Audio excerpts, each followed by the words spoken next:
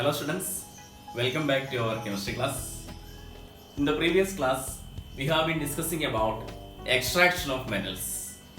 In this module, we shall discuss about purification or refining of metals. We shall discuss about purification or refining of metals,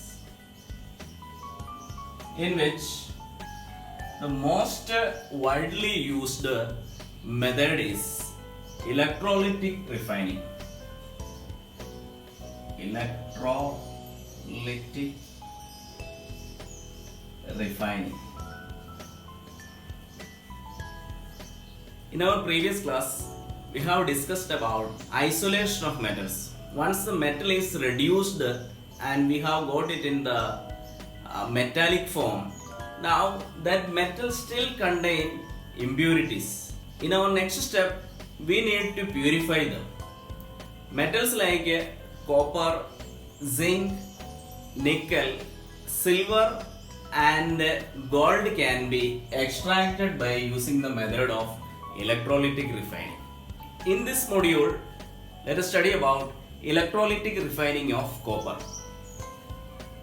For that, let's take a beaker.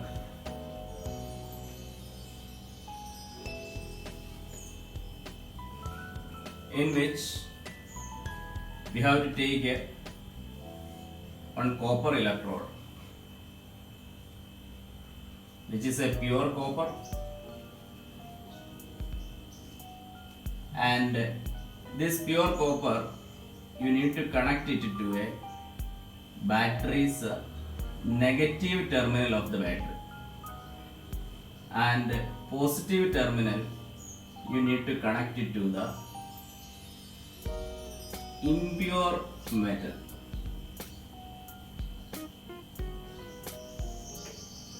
Impure metal means impure copper, which we are going to refine today.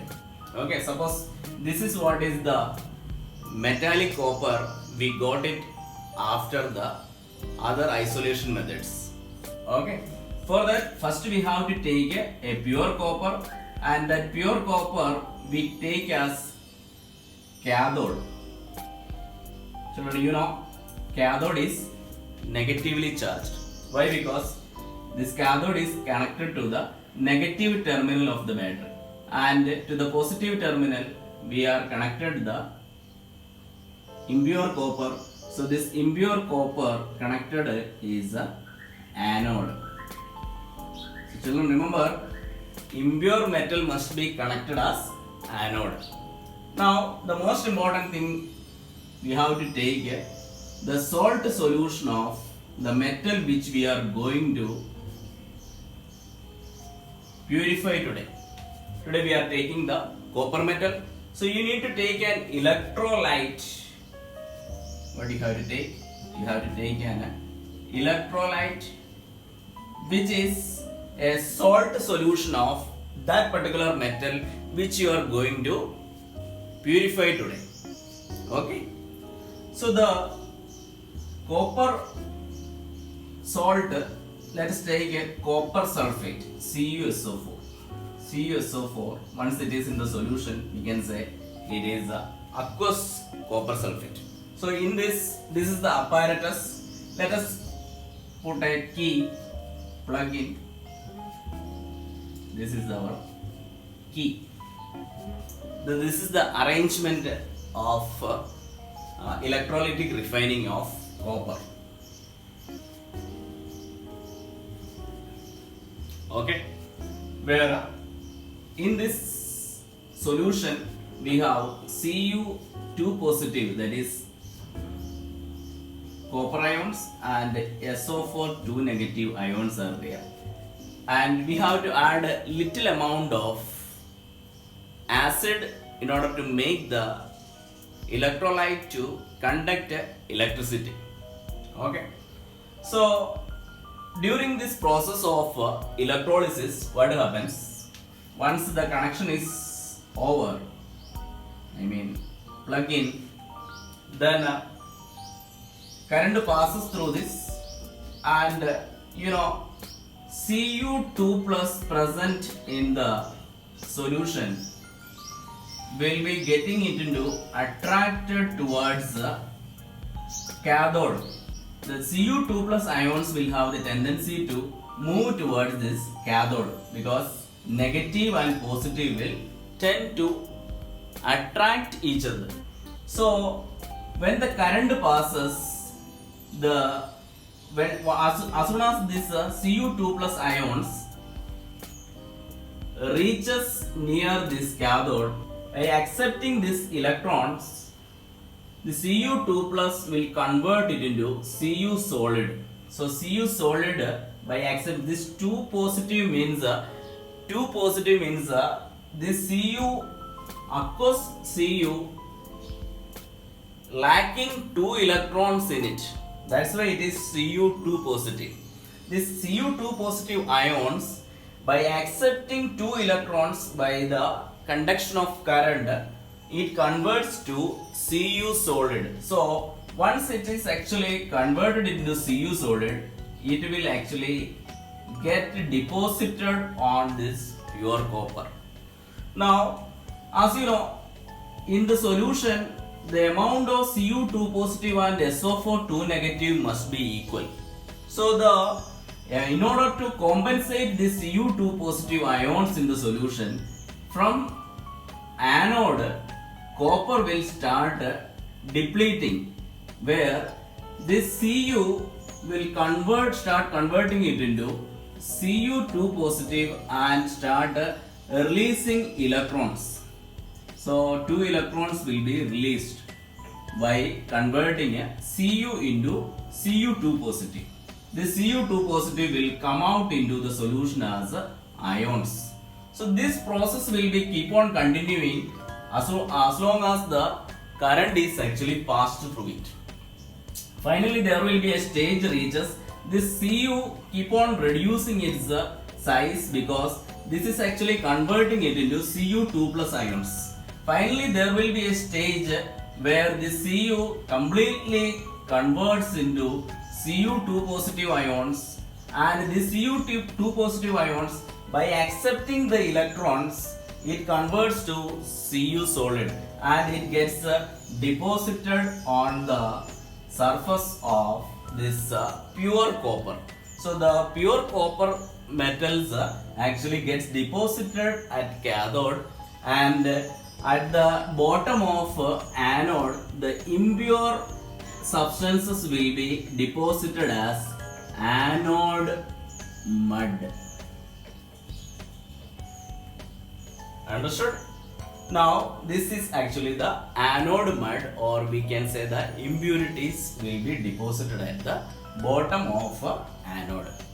Okay children, this is the method of purification of copper from the impure copper to the pure copper. Okay children, I hope you understood. Let me repeat once again. You have to take a beaker in which pure copper you have to take it as cathode, and impure copper you have to take it as anode. Okay, and connect through a battery in which negative terminal connected to the pure metal and positive terminal connected to the impure copper.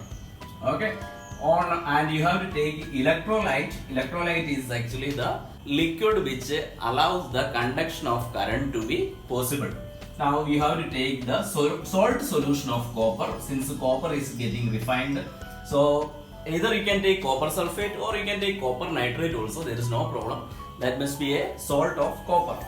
Okay, on passing electric current, what happens? Cu2 positive ions actually start moving towards the cathode, and they accept the electrons and forms a Cu solid, and they get deposited on the surfaces of pure copper. Clear?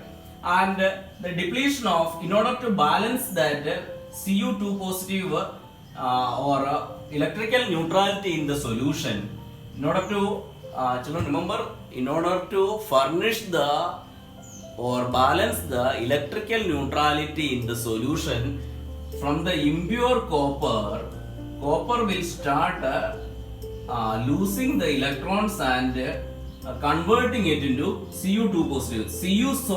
When it is copper, it is in the solid form. When it is converted to Cu2 plus, it becomes aqueous ions. So the ions are produced into the solution in order to balance the number of Cu2 positive ions in the solution. So this process will continue, and there will be a stage reaches the amount of copper completely or almost converted into Cu2 positive, and this Cu2 positive converted it into Cu solid and deposited on pure copper, and we will get the impure substances at the bottom of anode as anode mud. So when the process is over, we will put off the electric flow and we complete the process. This is called electrolytic refining. Okay children, understood? Next we shall move into the corrosion and prevention of metals. Okay, we have already studied in the first chapter about corrosion. First we shall discuss about silver. Silver turns to black on reacting in the atmospheric air. Sulfur present in the air.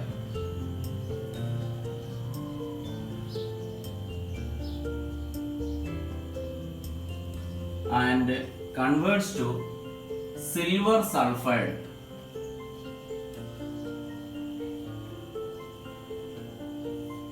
Children, you know, if you keep silver articles for some time left undisturbed, it becomes black colored substance. Why? Because silver reacts with the air, sulfur present in air, and converts to silver sulfide.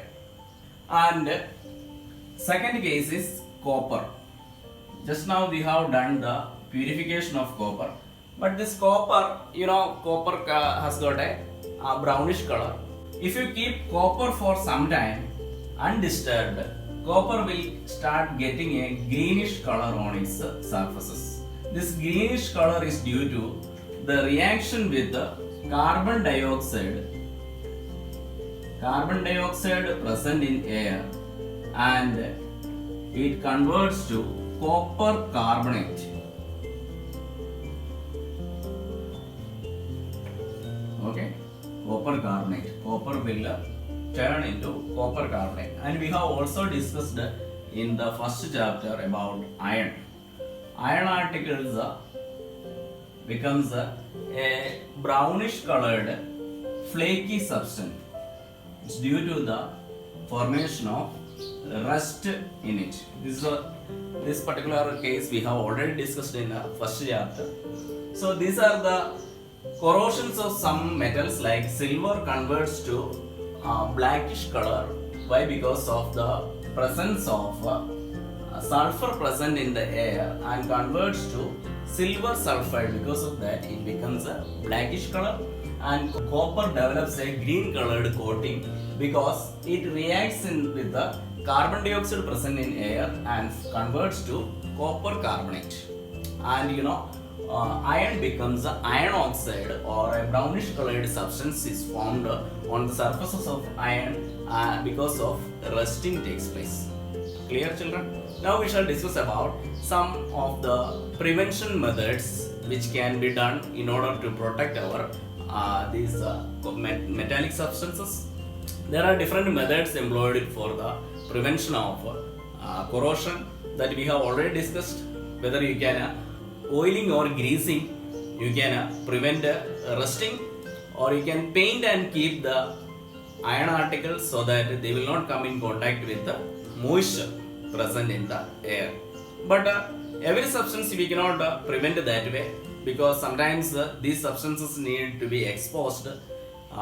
So what can be done in those cases we shall discuss in the next topic, that is prevention of corrosion. Prevention of corrosion. First method of prevention of corrosion is by method of galvanization. Children, do you know what is galvanization? Okay, galvanization is the method of preventing iron or protecting iron or steel by coating a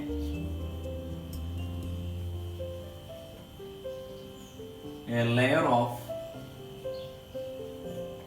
zinc into it.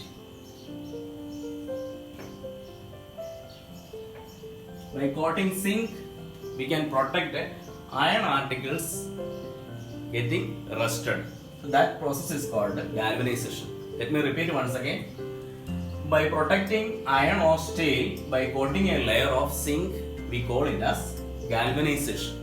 So there is an importance of galvanization because sometimes this coating is broken also. It actually comes mainly in board exams. Even if it is broken, still it maintains or prevents corrosion.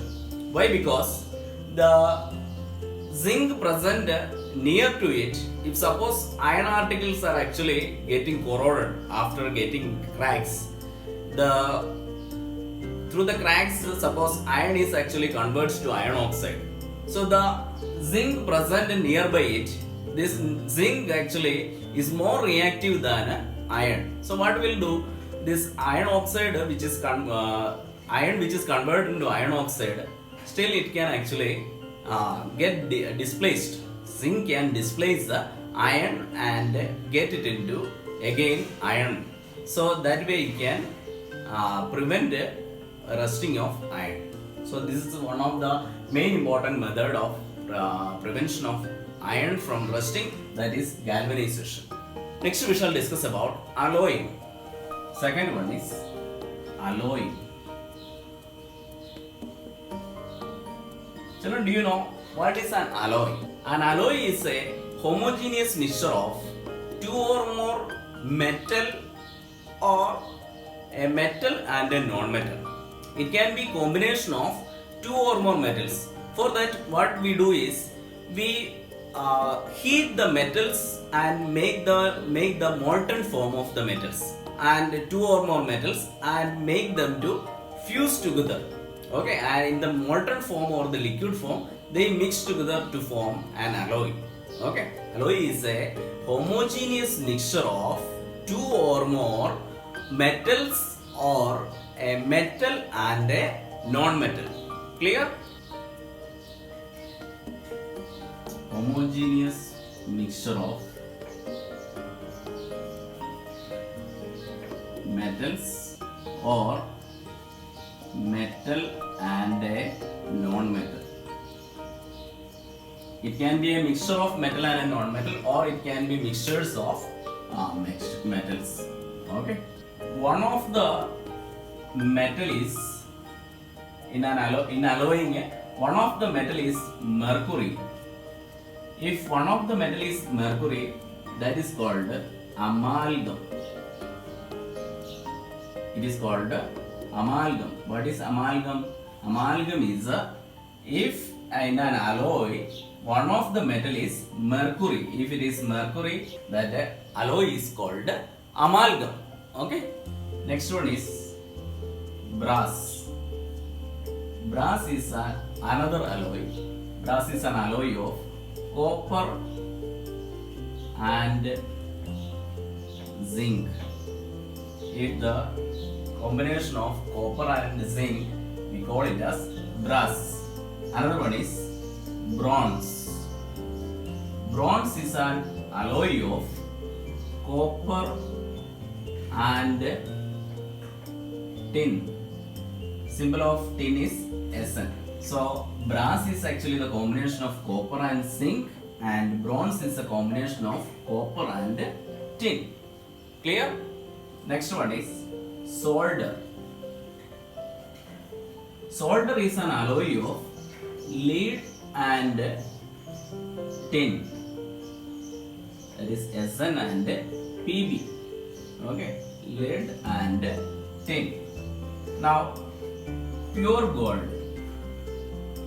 You know, children, pure gold is a 24 karat gold. But this 24 karat gold, we cannot use it for making any ornaments. So into 22 karat, two portions, if you add either silver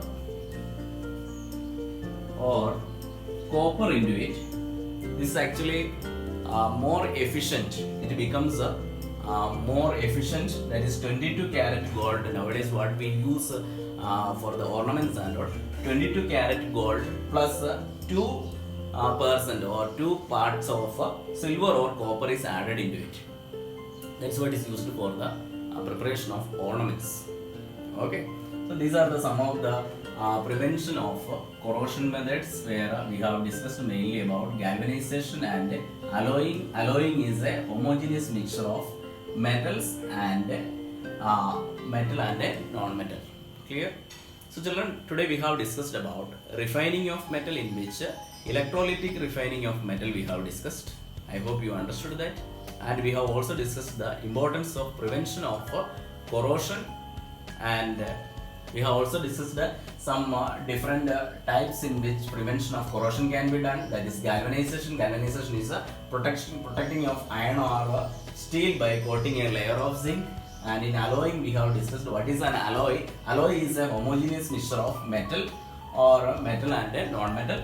And one of the metal is, if it is mercury in an alloy, that is called amalgam. Some alloys like brass, bronze, solder and all we have discussed. Brass is a combination of copper and zinc. Bronze is a combination of copper and tin, and solder is a combination of lead and tin. And pure gold is 24 karat gold, and we use in the ornaments 22 plus 2 parts of either copper or silver we use. Okay children, these are the topics which is present in the last part of our metals and non-metals. By this we have completed the chapter. I hope you understood the chapter. Thank you students. Thank you and have a nice day.